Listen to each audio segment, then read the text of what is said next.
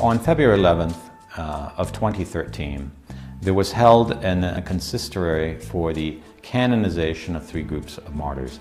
It's a formal ceremony. It takes place every couple of years with groups of saints and martyrs.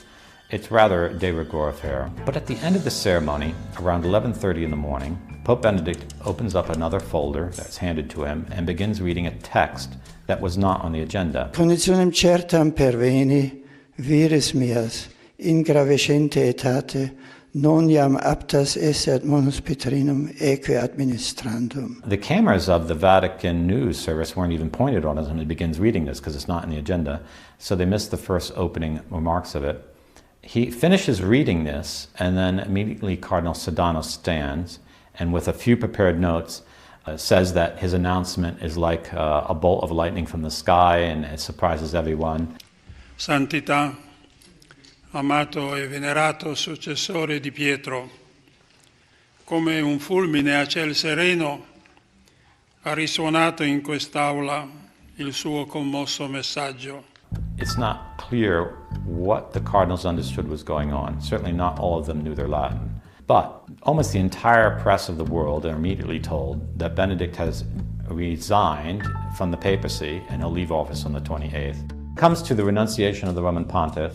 John Paul II made a decisive change in the laws of the Church, because up until that time, for a valid renunciation, it was held that the Pope only needed to say, "I renounce."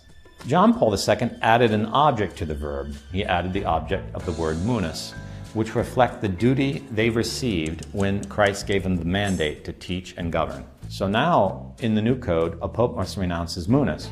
He could renounce anything else, and it's not a papal renunciation. I knew immediately that ministerium could not represent that, because ministerium is action. It's what you do to fulfill your office. It's not the duty you receive from the king, it's the execution of that. So the only possible reading of canon law is that in renouncing ministerium, he did not do that which Canon 332, Section 2 requires as the condition for a papal renunciation, and therefore he's still the Pope. Every vernacular translation published at the Vatican site, and I found that there is undeniable signs of a conspiracy. Translator, I know that is a malicious conspiracy, because you cannot coordinate the work of 6 different translators, okay, unless they're being told how to translate it by the same authority. L'ipotesi di un possibile errore di Papa Benedetto non regge. Oltre ad essere egli stesso un latinista tra i più raffinati, ha partecipato in prima persona, al fianco di Giovanni Paolo II, alla modificazione della legge canonica, nonché ha pubblicato negli anni vari testi ed articoli proprio a riguardo l'introduzione del munus. Papa Benedetto era dunque al corrente della manipolazione? E se sì, perché non disse nulla? Perché se ne andò senza rettificare l'errore, né mai contraddire o commentare la versione della stampa? C'era qualcuno che aveva interesse nel manipolare la sua versione? C'era qualcuno in Vaticano che voleva farlo dimettere? Era l'ultimo baluardo di tradizionalismo che doveva essere eliminato. Per altri, invece, egli faceva già parte di quel disegno che ha portato a Bergoglio. Tutti concordano però sul fatto che le dimissioni contengono elementi torbidi la cui indagine dischiude molte delle controversie affrontate nella mia ricerca. Oltre all'errore fondamentale riguardante il munus, nella declaratio ci sono oltre 40 errori, alcuni dei quali, come ci dice Fra Alexis, sono errori da studente del primo anno. Una cosa difficile da credere per un latinista come Ratzinger. La tesi di Fra Alexis a riguardo è peculiare e scorge negli eventi che hanno portato all'elezione di Bergoglio l'opera di un'intelligenza superiore che opera attraverso gli uomini, ne siano essi consapevoli o meno, affinché la verità possa infine emergere e trionfare. So in the old code, it's impossible to feign a renunciation because you have to use the word renounce. And once you say that word, it's a valid act. But by adding the word munus, John Paul II created the possibility of a pope saying renounce and using another word that sounds like munus, but it's not munus.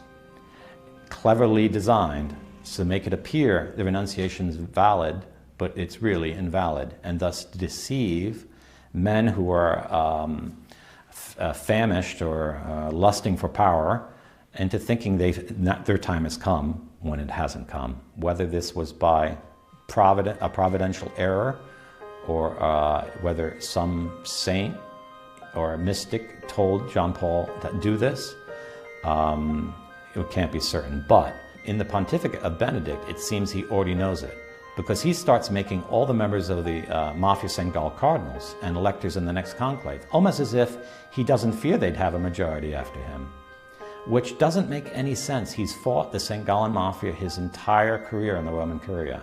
He's opposed everything they stand for. Why would you, with abandon, start naming all their members cardinals? It does not make sense, unless you had already decided to do something that would destroy their entire project and against which they would never be able to defend themselves.